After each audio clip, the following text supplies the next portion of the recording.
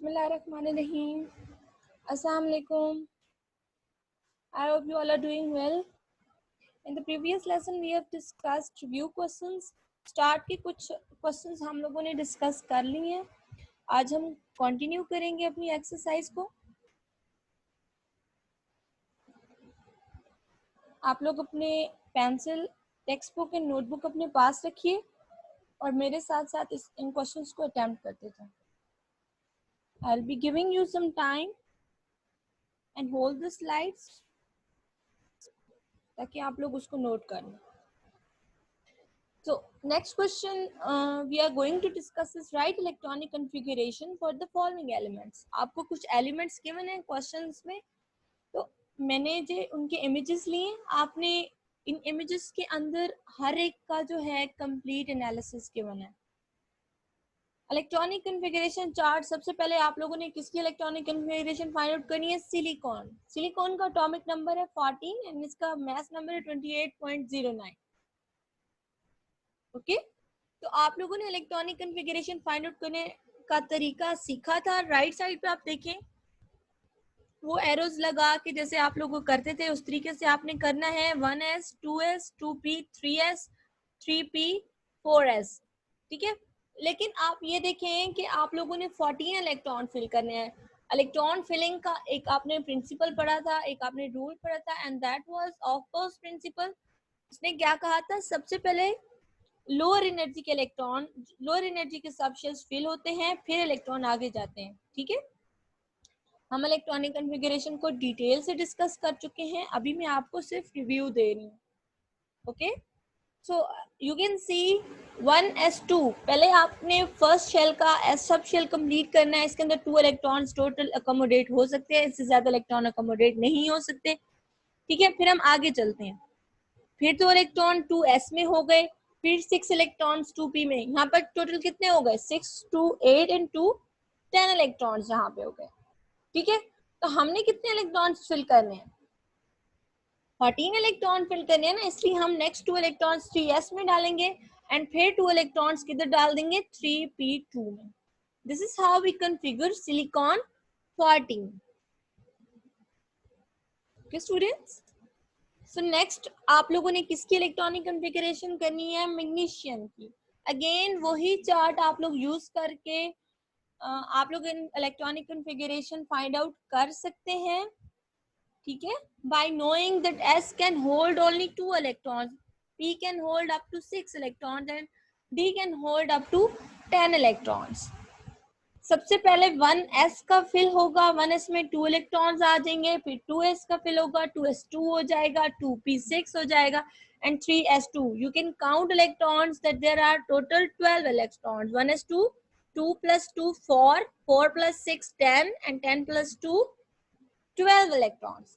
ठीक है, क्योंकि मैग्नीशियम का एटॉमिक नंबर 12 है, इसलिए हमने इसकी इलेक्ट्रॉनिक कॉन्फ़िगरेशन में भी टोटल कितने रखने हैं? 12 इलेक्ट्रॉन्स. ओके, आप लोग इसको नोट कर लें, फिर हम आगे चलते हैं.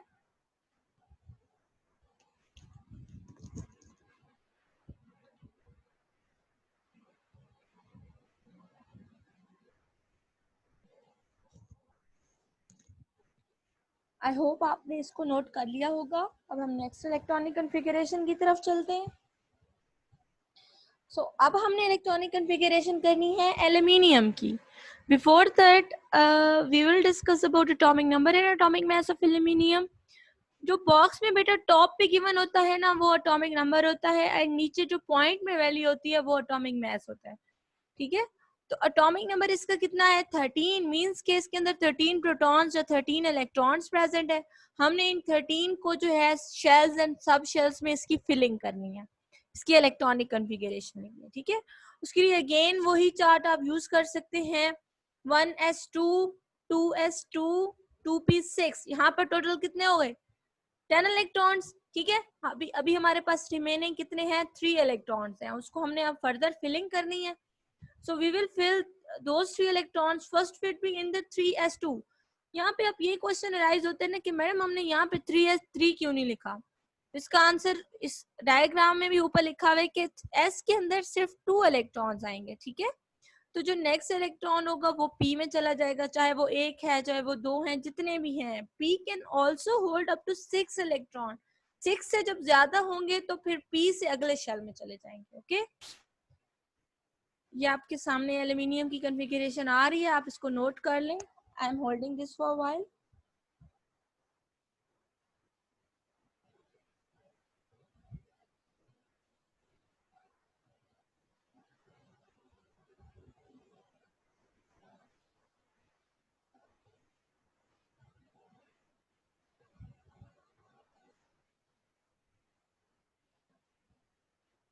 ओके स्टूडेंट्स, आप लोगों ने इसको नोट कर लिया होगा। अब हम चलते हैं आर्गॉन की कॉन्फ़िगरेशन की तरफ। बिल्कुल उसी तरीके से पहले आप इसका atomic number and mass number देखें। आपको ये कंफर्म होना चाहिए कि आपने कॉन्फ़िगरेशन में एटॉमिक नंबर देखना है, कभी भी मास नंबर से कॉन्फ़िगरेशन नहीं करनी, ठीक है। और एटॉमिक नंबर और मास नंबर में एक जनरल कॉन्सेप्ट है कि आप इनको डिफरेंशिएट कैसे कर सकते हैं। जो वैल्यू पॉइंट में होगी, डेसिमल प्लेसेस में होगी, वो एटॉमिक मास होता है, वो एटॉमिक नंबर नहीं होता, ठीक है। टॉप पे एटॉमिक नंबर है इसका 18 इलेक्ट्रॉन्स है, आपने वो 18 इलेक्ट्रॉन्स फिल करने हैं। कैसे फिल करेंगे? 1s2 2s2 2p6, यहाँ पर टोटल 10 इलेक्ट्रॉन्स कंप्लीट हो गए हैं, आपके पास 6 रिमेनिंग है। 6 में 8 रिमेनिंग है, उसमें से 2 इलेक्ट्रॉन्स 3s में अकोमोडेट करती हैं एंड फिर 6 इलेक्ट्रॉन्स जो हैं वो p में अकोमोडेट करती हैं। ओके, इस तरीके से आपने इसकी कॉन्फ़िगरेशन लिखनी है, आप इसको जल्दी जल्दी से नोट कर लें।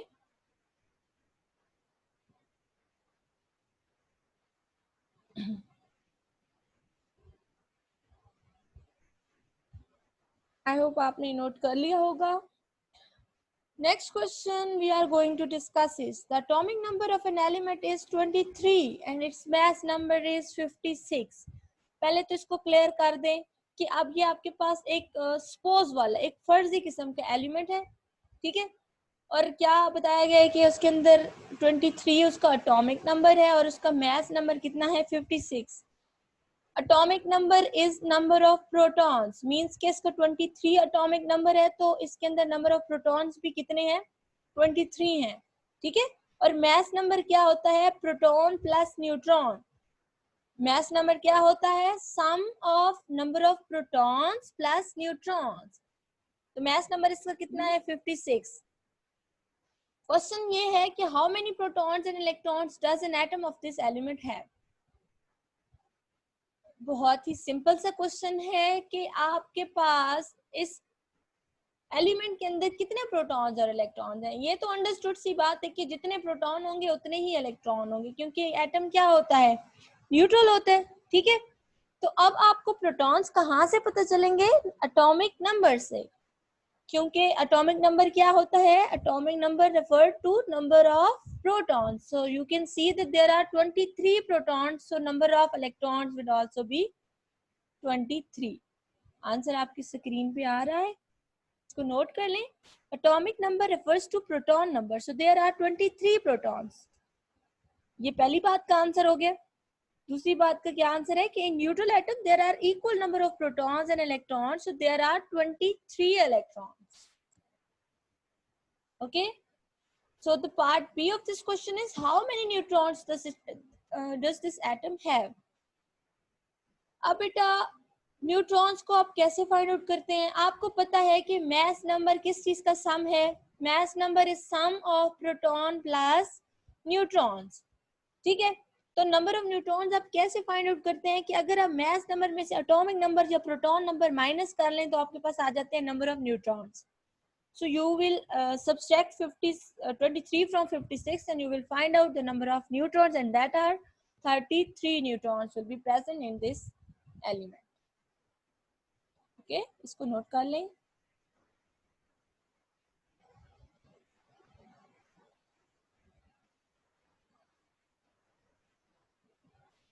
The next question is atomic symbol of aluminium is written as aluminium 2713. What information do you get from it? कि आप इससे कौन सी इंफॉर्मेशन हासिल कर सकते हैं? ये जो आपको सिंबलाइज किस्म का नजर आ रहा है, एक सिंबॉलिक फॉर्म नजर आ रहा है जिसमें AL है, 27 है एंड 13 है। 27 जो है अपर स्क्रिप्ट में लिखा हुआ है एंड 13 सबस्क्रिप्ट में लिखा हुआ है. सो आप लोग वन बाय वन देख लें कौन कौन सी इंफॉर्मेशन आप लोगों को पता चल रही है. It gives information like symbol of aluminium. Al is a symbol of aluminium. Second information is its atomic number is 13. जब भी बेटा आपके पास इस तरीके से symbolic form होगी उसमें से जो सबस्क्रिप्ट में लिखा हुआ होगा या जो कम नंबर होगा वो क्या होता है, एटॉमिक नंबर होता है. So there is a lesser number is 13 and that is also written in subscript, so it is atomic number of aluminium.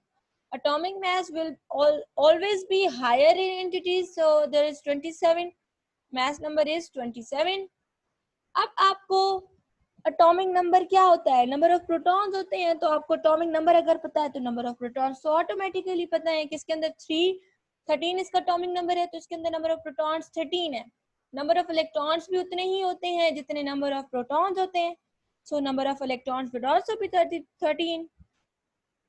Number of neutrons 14. ये आपने कैसे फाइंड आउट किया, अभी प्रीवियस क्वेश्चन में किया है आपने. यस, नंबर ऑफ न्यूट्रॉन्स आपने फाइंड आउट करने हैं by subtracting atomic number from mass number. 27 में से 13 जो है आपने माइनस करना है, तो इसके बाद आपके पास नंबर ऑफ न्यूट्रॉन्स आ जाएंगे. आउटर मोस्ट इलेक्ट्रॉन्स कितने हैं, 3. और ये आपको कैसे पता चलता है, इलेक्ट्रॉनिक कॉन्फ़िगरेशन में. As you know that first shell contains 2 electron, second shell contains 8 electron, third shell would contain 3 electron. 2 and 8 10 हो जाते हैं ना, तो जो बाकी 3 इलेक्ट्रॉन रहेंगे वो थर्ड शेल में आ जाएंगे. ओके, आप इसको नोट कर लें. We may move to the next question.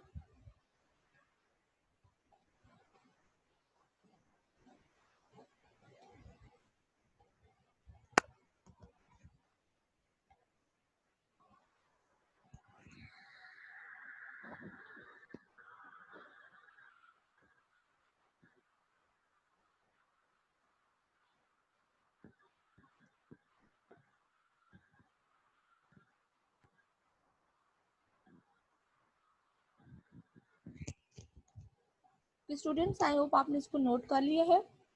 ये सारी इंफॉर्मेशन इस तरीके से कोई भी एलिमेंट जब गिवन होगा ना इस सिंबॉलिक फॉर्म में, तो आप हर एलिमेंट के इस सिंबॉलिक फॉर्म से ये सारी इंफॉर्मेशन ऑब्टेन कर सकते हैं. ठीक है, moving to the next question. How the prevailing theories about testing bring changes in atomic theories.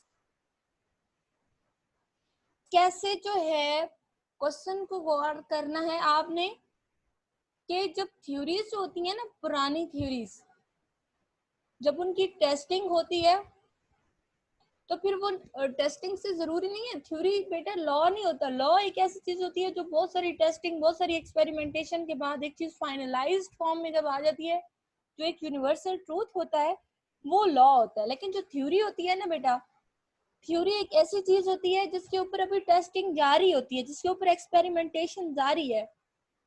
ठीक है, कुछ एक्सपेरिमेंट्स अभी तक उसको सपोर्ट कर रहे हैं, लेकिन हो सकता है कि जो थ्योरीज अभी हम पढ़ रहे हैं आज से 10 साल बाद वो थ्योरीज जो हैं वो इनकरेक्ट साबित हो जाएं किसी और एक्सपेरिमेंट के थ्रू. जब फर्दर एडवांसमेंट आएंगी टेक्नोलॉजीज में, तो हो सकता है कि अभी हम जो कॉन्सेप्ट्स पढ़ रहे हैं ये आगे जाके ये निगलेक्ट हो जाए. ठीक है, तो इसका आंसर आपकी बुक में एक साइड टेबल में गिवन है कि डाल्टन ने एक एटॉमिक थ्योरी दी थी. So Dalton atomic theory explained data from many experiments. So it was widely accepted. Discovery of Dalton की atomic theory आपको याद है, फर्स्ट चैप्टर में आपने पढ़ी थी. उसने क्या कहा था कि atom is smallest indivisible particle. ठीक है, तो ये उसका बाद में, उस टाइम तो वो थ्योरी सारी बिल्कुल करेक्ट थी कि एटम इज इंडिविजिबल पार्टिकल और स्मॉलेस्ट पार्टिकल. लेकिन बाद में जब हमने सब एटॉमिक पार्टिकल्स को डिस्कवर कर लिया, सब एटॉमिक क्या होते हैं, प्रोटॉन्स, न्यूट्रॉन्स एंड इलेक्ट्रॉन्स, जब हमने इनको डिस्कवर कर लिया तो तब जो है डाल्टन की थ्योरी का ये पास्टुलेट गलत साबित हो गया. ठीक है, जो उस वक्त तो सदियों तक माना जा रहा था, लेकिन बाद की डिस्कवरीज ने ये पॉइंट को डिफेक्ट साबित किया कि इंडिविजिबल नहीं होता एटम, उसके अंदर भी छोटे पार्टिकल होते हैं. ठीक है, इसके अलावा दूसरा उसका पास्टुलेट कौन सा रॉन्ग था,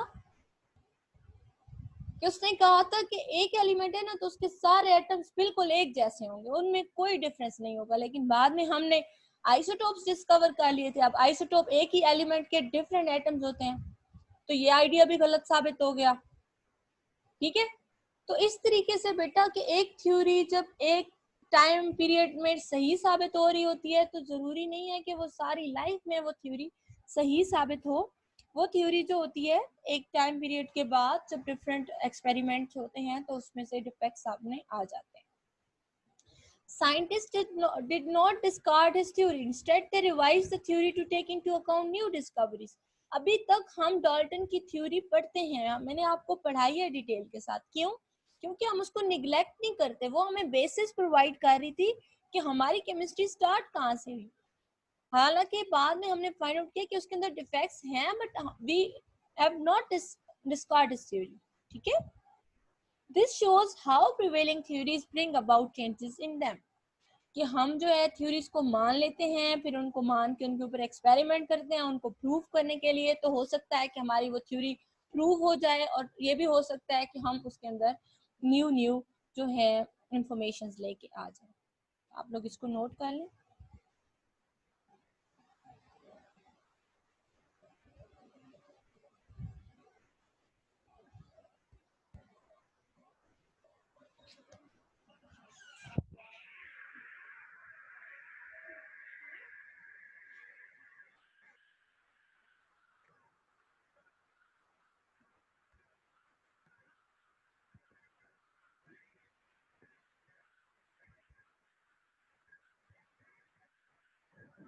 ओके बेटा, आई थिंक आप लोगों ने इसको नोट कर लिया होगा। अब हम चलते हैं नेक्स्ट क्वेश्चन की तरफ।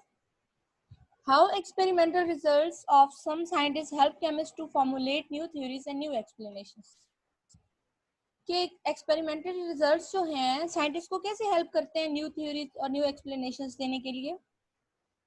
इसका आंसर ये है कि this could be explain with example of atomic model. हमने क्योंकि इस चैप्टर के अंदर थ्योरीज पढ़ी हैं एटॉमिक मॉडल्स की, तो हम उन्हीं को लेके चलते हैं और इस बात का आंसर करते हैं। आपने देखा कि रदरफोर्ड एटॉमिक मॉडल था, उसके अंदर कुछ डिफेक्ट्स भी आपने पढ़े हैं। पहले रदरफोर्ड मॉडल को मैंने सारा डिस्क्राइब किया था, फिर उसके बाद आपने उसके डिफेक्ट्स पढ़े हैं।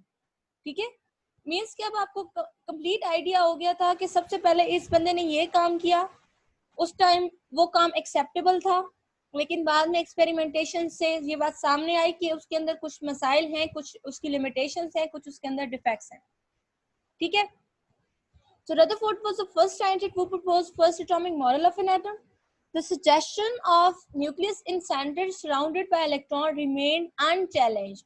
कि उसने जो बात की थी ना, जो न्यूक्लियस उसने डिस्कवर किया था या जो उसने न्यूक्लियस की बात की थी, वो अभी तक अनचैलेंज्ड है कि हर एटम के दरमियान में न्यूक्लियस है ही है।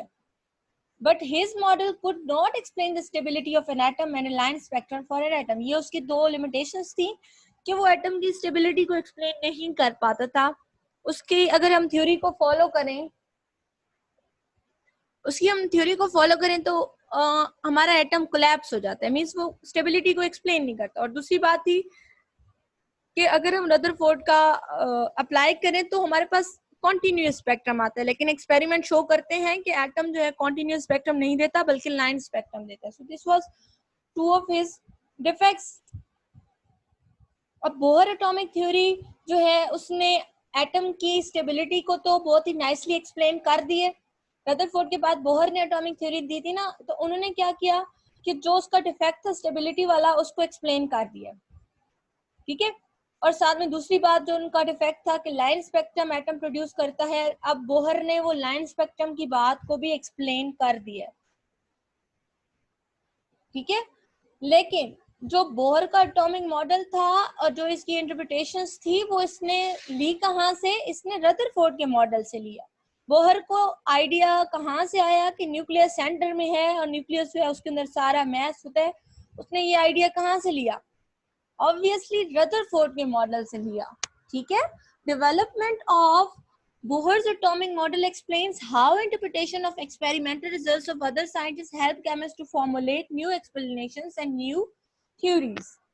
ठीक है, तो इस तरीके से कि बोहर के मॉडल, इन सारी चीज को पढ़ने से आपको ये आइडिया हो गया कि एक थ्योरी जब एक दफा आती है तो वो बिल्कुल परफेक्ट नहीं होती। फर्दर एक्सपेरिमेंटेशन से हम उसके अंदर न्यू चीजें ला सकते हैं, उसके अंदर मौजूद डिफेक्ट्स को हम खत्म कर सकते हैं। ठीक है, this is how scientist help chemist to formulate new explanations and new theories. Thank you so much बेटा, ये आपकी एक्सरसाइज हो गई है। आई होप आप लोग इस सारे चैप्टर को और इस एक्सरसाइज को अटेम्प्ट करने के बाद अब इस काबिल हो चुके हैं कि आप थिंक टैंक को अटेम्प्ट कर सकते हैं। ठीक है, आप लोगों ने थिंक टैंक को अटेम्प्ट करना है अलोंग विद दिस एक्सरसाइज, और अगर उसमें भी कोई प्रॉब्लम होगी so we will resolve that. Thank you so much. I hope आप लोगों ने एंजॉय की होगी एक्सरसाइज। अल्लाह हाफिज, टेक केयर ऑफ योरसेल्फ।